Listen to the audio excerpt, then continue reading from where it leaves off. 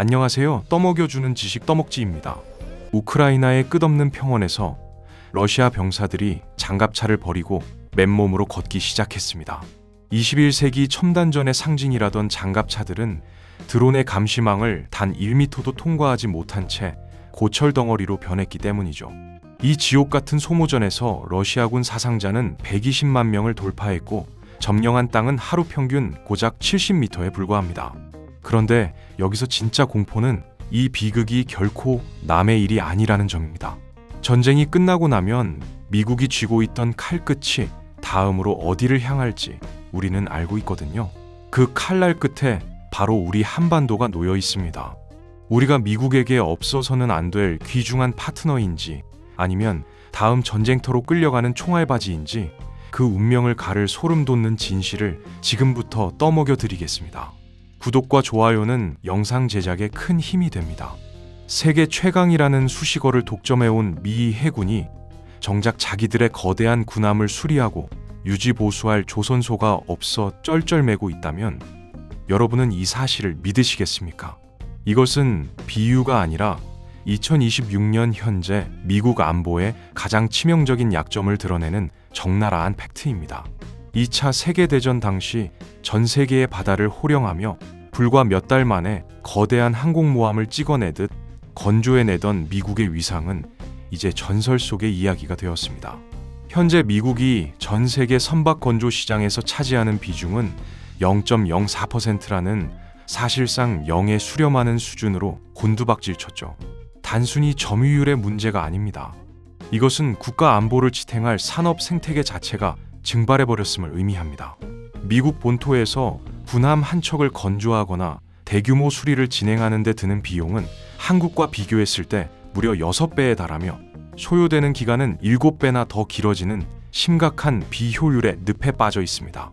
최첨단 이지스함이 고장나도 2년 넘게 항구에 묶여 있어야 하는 상황은 미국이 더 이상 스스로의 힘만으로는 함대를 유지할 수 없다는 비극적인 결론에 도달했음을 보여줍니다. 미 해군 스스로도 이 뼈아픈 현실을 인정했습니다. 함대 유지 보수 능력이 사실상 거세된 상황에서 미국이 찾아낸 마지막 탈출구가 바로 대한민국입니다.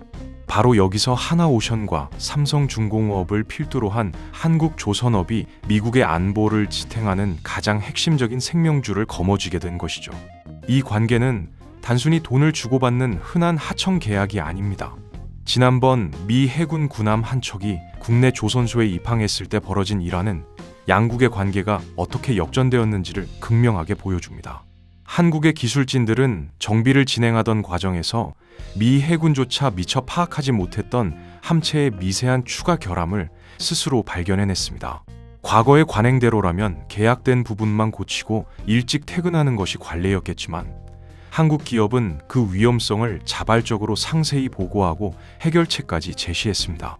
자신의 함대 상태조차 제대로 파악하지 못했던 미 해군은 한국 기업의 압도적인 기술력과 정직함에 큰 충격을 받았고 원래 계약했던 금액보다 훨씬 높은 수준으로 재계약을 체결하며 한국을 단순한 하청업체가 아닌 안보를 공유하는 생명줄 파트너로 격상시켜버렸습니다.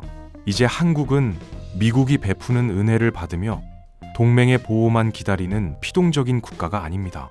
미국 함대가 태평양을 항해하게 만드는 실질적인 엔진이자 그들이 스스로 해결할 수 없는 빈틈을 완벽하게 메워주는 대체 불가능한 핵심 생명줄을 대한민국이 쥐고 있는 것입니다. 미국이 한국조선업에 155조 원 규모의 마스터 프로젝트를 가동하며 한국 기업의 군수 지원함 설계부터 정비까지 모든 권한을 몰아주는 이유는 단 하나입니다. 한국 없이는 미 해군 자체가 굴러가지 않는 구조가 되었기 때문이죠. 우리가 가진 이 압도적인 건조 역량과 정비 기술은 미 해군을 움직이는 핏줄이며 이 핏줄을 우리가 얼마나 정교하게 통제하느냐에 따라 대한민국의 전략적 가치는 지금과는 비교할 수 없을 정도로 폭발적으로 상승할 것입니다. 한반도가 미중 패권 경쟁의 거대한 소용돌이 속에서 중국을 겨냥하는 날카로운 칼날이라는 비유는 우리에게 매우 익숙합니다. 하지만 이 화려한 비유 속에서 우리 국민 대다수가 심각하게 놓치고 있는 가장 치명적인 본질이 있습니다. 바로 그 거대하고 무시무시한 칼자루를 쥐고 흔드는 주체가 대한민국이 아니라 철저하게 미국이라는 냉혹한 사실입니다. 칼자루를 쥔 사람이 자신의 이익을 위해 칼을 맹렬하게 휘두를 때 칼날 끝에 위치한 존재는 적의 방패에 부딪혀 가장 먼저 부러지고 파편화될 수밖에 없는 비참한 운명을 맞이하게 되죠. 이것은 결코 막연한 소설이나 과장이 아닙니다. 백악관과 국방부의 안보 정책을 전면 재설계한 미국의 핵심 전략가 엘브리지 콜비가 저술한 거부 전략이라는 문서를 뜯어보면 미국의 진짜 본심이 단 한 줄로 명확하게 규정되어 있습니다.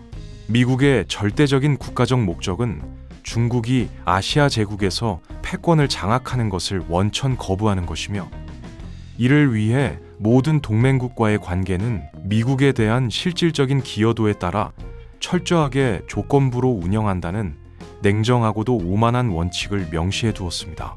즉, 대한민국이 그동안 믿어왔던 굳건한 혈맹이라는 감상적인 환상은 완전히 깨졌으며, 한국이 미국의 대중국 봉쇄 전략에 충분한 군사적, 경제적 기여를 증명해내지 못한다면 동맹의 자동 보호 따위는 언제든 청구서 한 장으로 사라질 수 있다는 경고입니다. 이러한 전략적 패러다임의 변화는 이미 우리 눈앞에서 실체적인 데이터와 군사적 움직임으로 증명되고 있습니다. 주한미군 사령부가 자신들의 공식 홈페이지에 전격 게재한 대단히 기이한 지도를 살펴보면 등골이 서늘해지는 진실을 목도하게 됩니다. 그 지도는 우리가 흔히 보던 남북의 구도가 아니라 완전히 상하가 뒤집힌 채 한반도를 중심으로 중국 본토를 정면으로 바라보는 시각으로 제작되어 있습니다.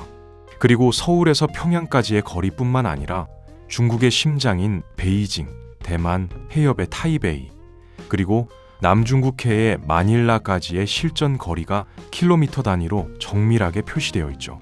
주한미군 사령관 역시 국회 공식 발언을 통해 주한미군의 존재 이유가 단순히 한반도 내의 국지적인 북한 위협에 대응하는 것에 머무르지 않는다고 공개적으로 선언했습니다.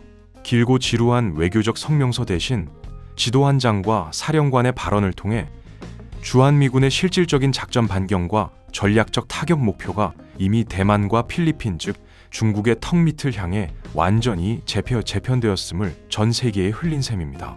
미국 최고의 안보 싱크탱크인 전략국제문제연구소에서 중국의 대만 침공 상황을 가정하고 수십 차례 돌린 워게임 시뮬레이션 최종 보고서에는 한국이라는 단어가 무려 18번이나 구체적으로 등장합니다. 그 핵심 시나리오의 실체는 가히 충격적입니다. 중국이 대만을 향해 전면적인 공습과 해상 봉쇄를 감행하는 순간 미국의 군사적 시선과 대규모 증원 전력을 단숨에 분산시키기 위해 자신들의 혈맹인 북한을 강력하게 부추길 것이라는 분석입니다. 그렇게 되면 한반도 비무장지대와 서해 5도 전역에서 동시다발적인 포격 도발과 국지전이 필연적으로 발생하게 되죠. 더욱 치명적인 것은 대만 해협의 전황이 격화되면 한반도를 지키고 있는 주한미군 공군 전력 핵심인 4개 비행대대 중 절반에 가까운 2개 비행대대가 대만 방어를 위해 즉각 차출되어 한반도를 빠져나가도록 설계되어 있다는 점입니다. 이것이 의미하는 현실은 단 하나입니다. 대한민국은 대만 해협의 전쟁과 북한의 도발이라는 끔찍한 양면 전선에 동시에 노출되는 최악의 상황 속에서 정작 우리를 지켜줄 주한미군 공군 전력은 평소의 절반밖에 남지 않은 상태로 거대한 전쟁을 치러야 한다는 냉혹한 계산입니다. 미국의 군사 전략가들 사이에서는 이미 대만 해협과 한반도를 별개의 지역이 아닌 사실상 하나의 거대한 거시적 전쟁터로 묶어서 판단하는 연계전선 개념이 완전히 대세로 자리 잡았습니다. 대만의 불꽃이 튀는 순간 한반도는 그 즉시 전면적인 화염에 휩싸이도록 구조적으로 완벽하게 연동되어 있는 것입니다. 우리가 미국에게 대체 불가능한 핵심 파트너라는 화려한 수식어는 뒤집히면 전쟁이 발발했을 때 양쪽 전선에서 뿜어져 나오는 치명적인 칼날을 온몸으로 가장 먼저 받아내야 하는 가장 위험한 방패막이의 위치에 서 있다는 뜻입니다. 우리의 지정학적 가치가 우리를 지켜주는 안전한 방패가 될지 아니면 감당할 수 없는 피비린내 나는 전쟁의 독촉 청구서로 돌아올지는 우리가 이 냉혹한 패권의 역학관계를 얼마나 정확하게 꿰뚫어보고 전략적으로 대처하느냐에 완전히 달려 있습니다. 대한민국 정부는 트럼프 전 대통령의 재집권이라는 거대한 파고를 앞두고 일종의 안전장치를 마련한다는 명목으로 지난 2024년 10월 10일차 방위비 분담금 협정의 기간이 무려 2년이나 남아 있었음에도 불구하고 12차 협정을 파격적으로 서둘러 타결했습니다. 표면적으로는 불확실성을 미리 제거하고 안보의 틀을 굳건히 하겠다는 명분이었지만 이 성급한 도장찍기 행위가 향후 대한민국 안보에 어떤 거대한 부메랑이 되어 돌아올지 당시에는 아무도 깊게 성찰하지 않았습니다. 핵심은 미국 의회의 엄격한 비준 절차조차 거치지 않는 이른바 행정협정의 태생적 한계에 있습니다. 트럼프가 과거 대통령 권한만을 앞세워 파리 기후협약과 같은 국제적 약속을 단숨에 탈퇴해버렸던 그 오만하고 파괴적인 전례를 기억하십니까? 우리의 12차 방위비 협정 역시 트럼프가 마음만 먹으면 언제든 휴지 조각으로 찢어버리고 다시 협상 테이블로 끌어내어 상상 이상의 청구서를 내밀 수 있는 그야말로 종이 방패에 불과하다는 점입니다.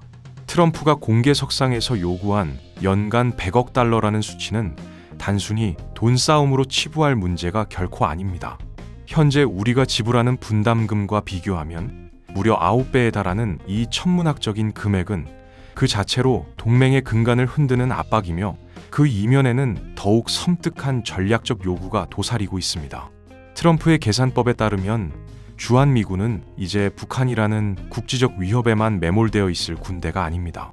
미국 입장에서는 대만 해협과 남중국해에서 중국을 봉쇄하고 군사적으로 압박하는 거대한 인도 태평양 전략의 핵심 유연 기지가 필요할 뿐이죠. 즉 100억 달러라는 청구서는 대한민국의 명확한 양자태기를 강요하는 최후 통첩과 같습니다. 막대한 현금을 지불하거나 아니면 주한미군이 중국과 직접 충돌하는 최전선으로 나가는 것을 허용하거나 둘 중 하나를 선택하라는 잔인한 압박인 셈이죠. 더욱 뼈아픈 사실은 정치가 무능해지면 이 위험천만한 청구서의 액수를 우리가 스스로 키우고 있다는 점입니다. 2024년 12월 3일 대한민국을 충격에 빠뜨렸던 비상계엄 사태를 되짚어 봅시다. 당시 북한에 어떠한 도발 징후도 없었음에도 불구하고 최전선에서 북한의 침공을 가장 먼저 저지해야 할 최정예 대북 특수부대가 정치적인 목적에 의해 도심 한복판으로 동원되었습니다. 군 수뇌부가 스스로 군의 정치적 중립을 외치며 이임식에서까지 뼈있는 말을 남겨야 했던 이 참담한 현실은 군에 대한 국민적 신뢰를 바닥까지 추락시켰습니다. 문제는 이 정쟁의 불길이 국가 안보라는 가장 민감한 혈관을 즉각적으로 타워버렸다는 것입니다.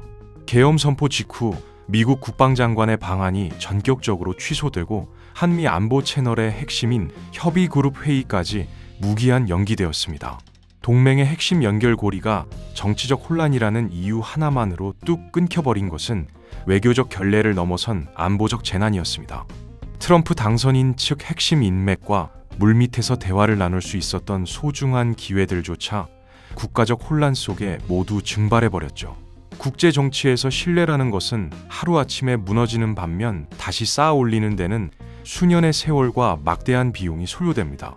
이러한 신뢰의 붕괴는 즉각적으로 시장 데이터에 투영되었습니다. 대한민국은 국제 신용평가 기관으로부터 완전한 민주주의에서 결함 있는 민주주의로 등급이 강등당하는 수모를 겪었습니다. 이는 단순히 국가적 자존심의 문제가 아닙니다. 미국이 동맹국을 평가하고 안보 비용을 산정할 때 가장 먼저 확인하는 것이 바로 이 외부적인 민주주의 지수이기 때문입니다. 계엄 사태 직후 환율이 장중 최고치로 치솟으며 시장이 실시간으로 비명을 질렀던 것은 우리 정치가 흔들릴 때마다 우리가 미국에 낼 안보 비용 청구서의 자릿수가 바뀐다는 냉혹한 진실을 증명합니다. 정치가 안보를 갉아먹는 것이 아니라 정치가 스스로 우리의 안보라는 방패를 얇고 허약한 종이 조각으로 만들어버리고 있는 것입니다. 우리가 안보를 지키고 싶다면 정치가 동맹의 신뢰를 담보로 위험한 도박을 벌이지 못하도록 감시하는 것이야말로 국민이 쥐어야 할 가장 강력한 안보 전략입니다. 전쟁이 발발하면 우리가 가장 먼저 접하게 될 비극은 총성이나 포화 소리가 아닐지도 모릅니다.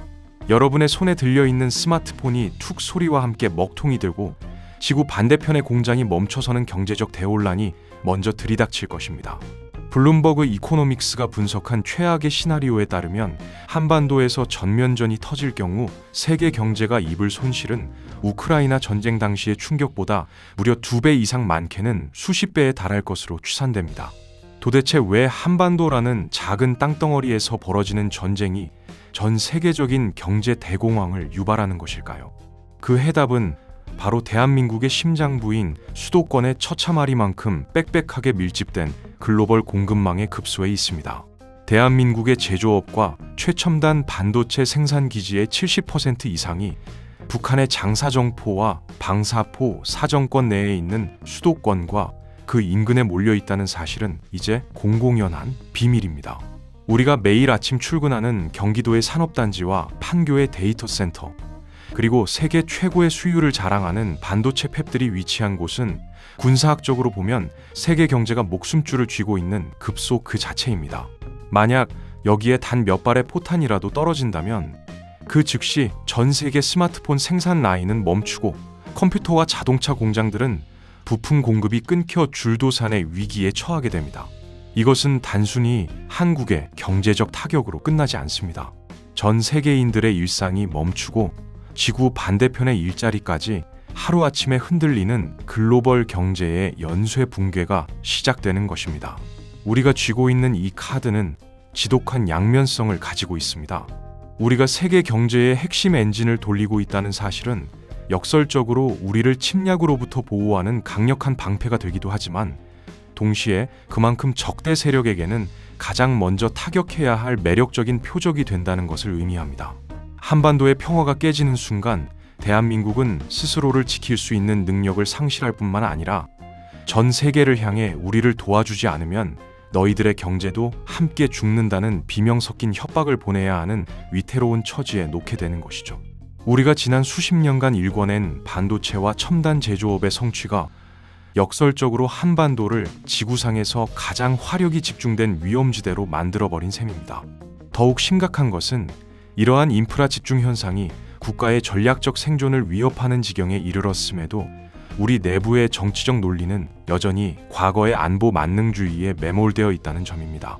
수도권에 몰린 기업들을 지방으로 분산하여 리스크를 관리해야 한다는 목소리는 늘 있었지만 정치권의 이해관계와 표 계산에 밀려 항상 뒷전이었습니다. 국가 안보를 단순히 휴전선 근처의 군사 배치 문제로만 국한해서 바라보는 낡은 시각에서 벗어나야 합니다.